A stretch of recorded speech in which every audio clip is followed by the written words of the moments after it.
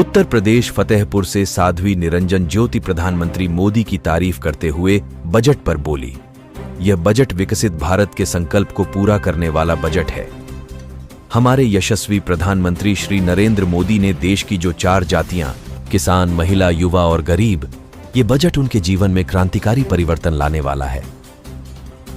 प्रधानमंत्री जी के नेतृत्व वाली केंद्र सरकार ने सामाजिक न्याय को चरितार्थ करने वाला सर्वव्यापक, सर्वस्पर्शी और सर्वसमावेशी बजट पेश किया है। देखिए द लखनऊ टाइम्स के लिए फतेहपुर से मंडल ब्यूरो रवि कश्यप की ये खास रिपोर्ट। गौरव का विषय है और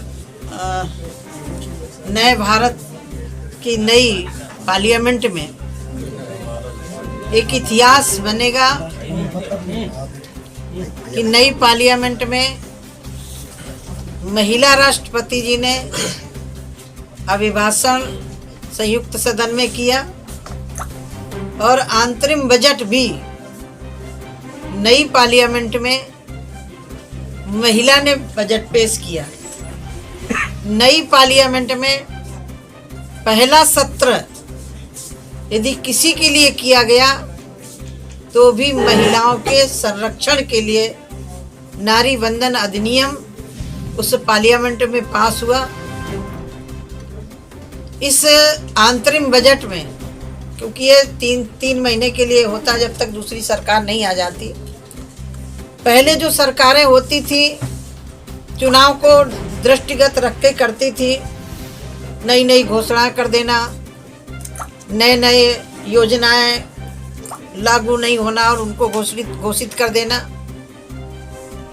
आदरणीय निर्मला सीतारमण जी ने एक बहुत परिपक्व और बहुत जनहित में जो इस बजट को पेश किया है। सबसे बड़ी बात इसमें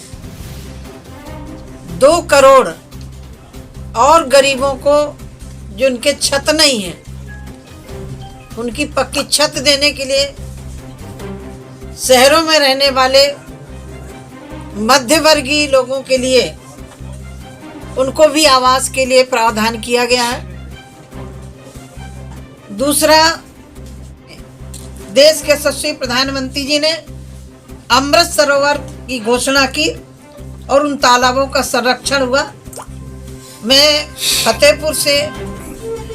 फतेहपुर की जनता का, फतेहपुर के नागरिकों का अपनी तरफ से आभार व्यक्त करती हूँ कि यहाँ की जनता ने जिस उत्साह के साथ मुझे जिताया था, मैंने इस जिले में काम करने की कोशिश की है। चाहे वो मेडिकल कॉलेज हो, केंद्रीय विद्यालय हो। सबसे बड़ी समस्या नगर की सिविल लाइन की थी। इसके लिए मैं केंद्र सरकार के मुखिया आदरणीय मोदी साहब का और उत्तर प्रदेश के मुख्यमंत्री योगी आदित्यनाथ जी का आभार व्यक्त करती हूँ, जिसको केंद्र में प्रधानमंत्री रहते हुए बीपी सिंह नहीं करवा पाए थे। ये बहुत ज्वलंतशील समस्या थी फतेहपुर के लिए, वो भी स्वीकृत हुई। उसमें भी 400 करोड़ के लगभग पैसा आ चुका है। एक सबसे बड़ी समस्या जब से मैं आई तब से देख रही थी, गाजीपुर विजयपुर वाला मार्ग, वो भी 90 करोड़ की लागत से उसकी भी स्वीकृति हो चुकी है। उसका भी टेंडर प्रक्रिया में आ चुका है।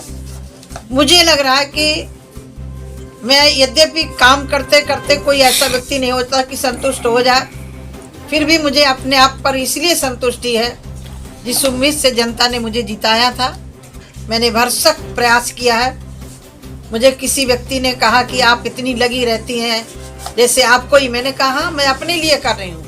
यदि मुझे जनता ने अपना मान करके जिताया है तो मेरा काम भी है जनता के लिए काम करना।